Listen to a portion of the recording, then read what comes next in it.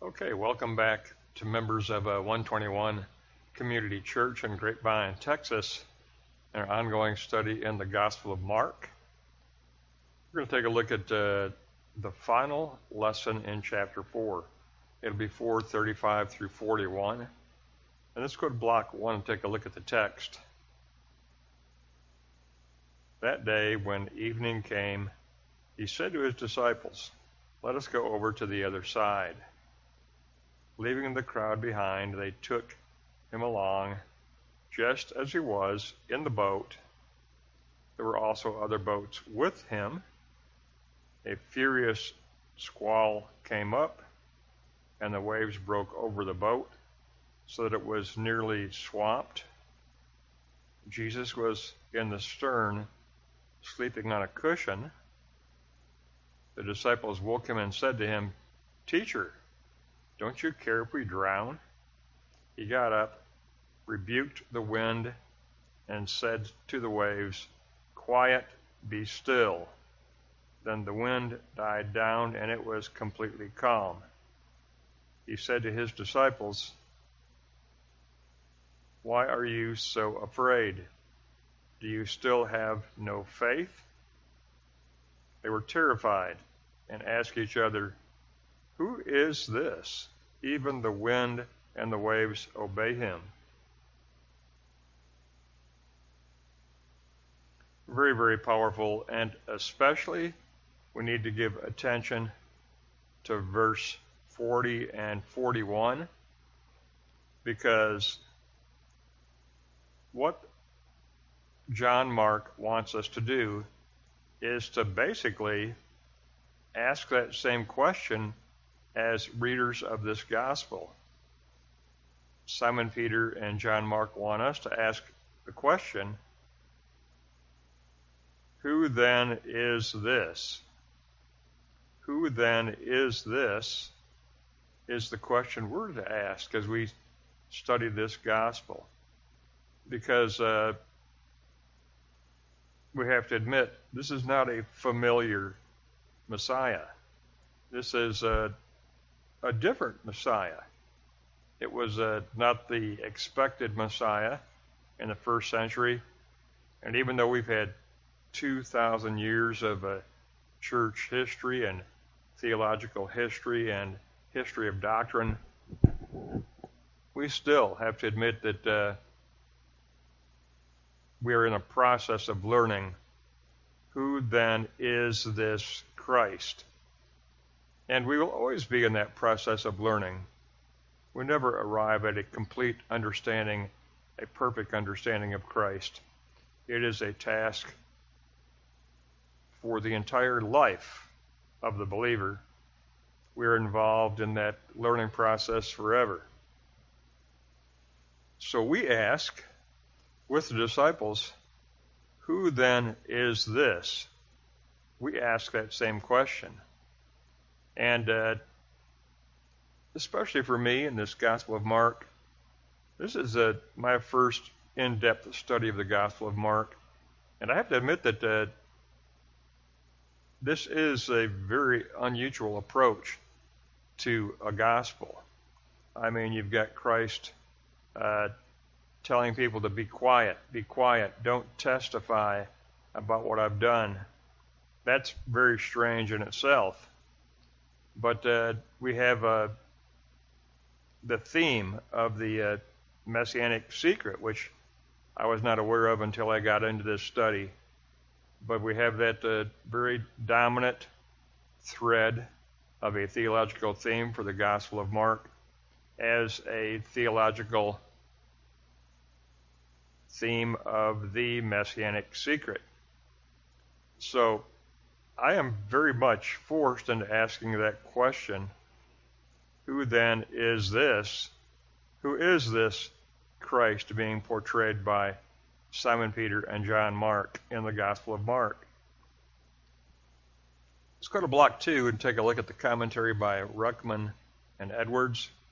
And Ruckman says that the cross-reference verse in the Old Testament is Psalm 107, 29 and 30. He makes the storm as calm so the waves are still, so they are glad because he brings their desired haven.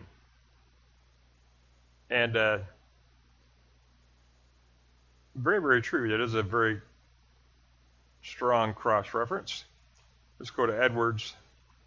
The disciples ask, "Who then is this?" Mark's account is a first-hand narrative. It reflects the influence of Psalm 107. This narrative is a theological interpretation of an historical event. It's meant to show Jesus as the incarnate divine being. The narrative is also a reminder of the narrative of Jonah. See Jonah chapter 1, Jonah 1:5. And you find that in Matthew 12:38 through 42. And Christ references the narrative of Jonah as the sign of Jonah, and as a sign that refers and points to himself as the Messiah. He tells the members of the Sanhedrin, "The only sign that I will give is the already existing sign of Jonah." And he compares himself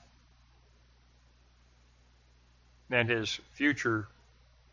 To be precise, Christ references his future passion as that which has been pointed to in the sign of Jonah. A grateful change is effected here by the authoritative word of Christ. Christ addresses the storm as a personal being, and it translates in the Greek, "Be still and stay still." Be still and remain still. So what Edwards says, he goes, yes, I agree with Ruckman that this passage does cross-reference with Psalm 107, and we can give it that existential interpretation. But at a deeper existential level, we really should compare it to the narrative of the sign of Jonah.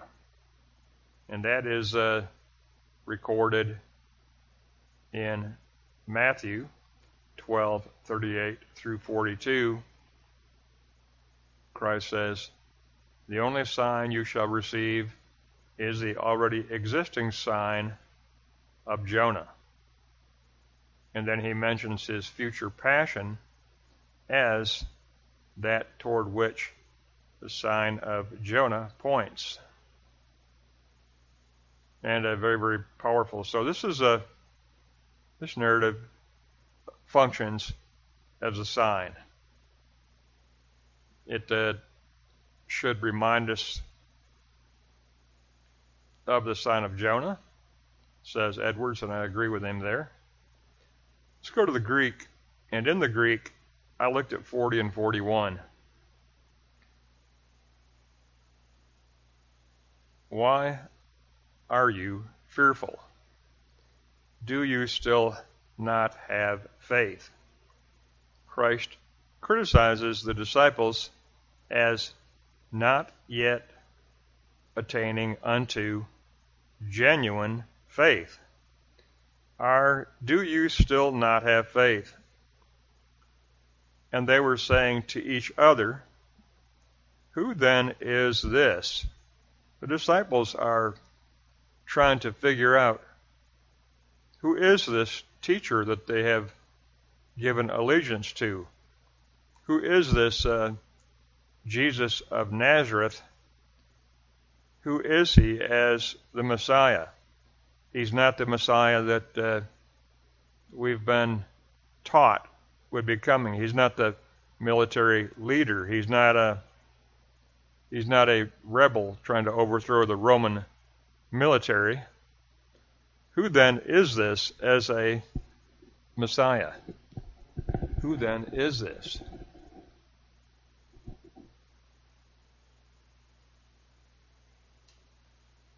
And just as the disciples asked that question, we also need to ask that question. That even the wind and sea obey him, and that is using hupakuo to answer and to obey. So the creation gets personalized in this narrative, and it answers and it obeys the Messiah, Christ. This passage illustrates the purpose of the entire gospel. As readers, we are to ask the most important question: who then is this? Who is this Messiah? He is more of a suffering servant than a conquering soldier rebel. What is unique about this portrayal of the Messiah? Who is this Jesus as the Christ? How do we define his messianic identity? How does the secret messianic identity become defined not only in the first century, but how does the messianic identity of Christ become defined in our own lives, in our own relationship to Christ? How do we answer that question? Who then is this Jesus of Nazareth, who is Jesus as the Christ, my Messiah, the suffering servant of Isaiah? Who then is this for me? Let's make it existential. Who then is this for me? And Mark wants us to ask that question.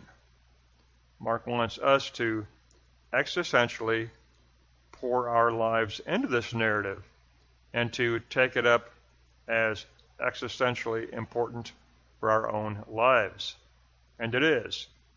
And we've had 2,000 years of church history, of development of church doctrine, of various church councils. But in spite of all of that theological history, personally and existentially, that is an ongoing question for every believer. We struggle day by day, 24/7, with that question: who then is this? Who then is this Christ for me? How do I define my personal relationship to Christ? How do I make this narrative in 4:35 through 41? How do I make this narrative count for me? How does the sign of Jonah apply to my life? How do I find hope in the sign of Jonah? How do I personalize Psalm 107, 29 and 30? How does that become a section of wisdom literature that is for me in 2023? Mark is a very difficult gospel to grasp because it isn't made easy for us to comprehend the messianic identity of Christ. We are supposed to engage the narrative of the Gospel of Mark. We are to invest our lives personally in the narrative of the Gospel of Mark, and we do so through every one of the studies by asking this question: who then is this? Mark 4:41. Who then is this? Is central to making the Gospel of Mark personal for our own lives. That's going to wrap up 4:35 through 41. Our next lesson, we will begin chapter 5.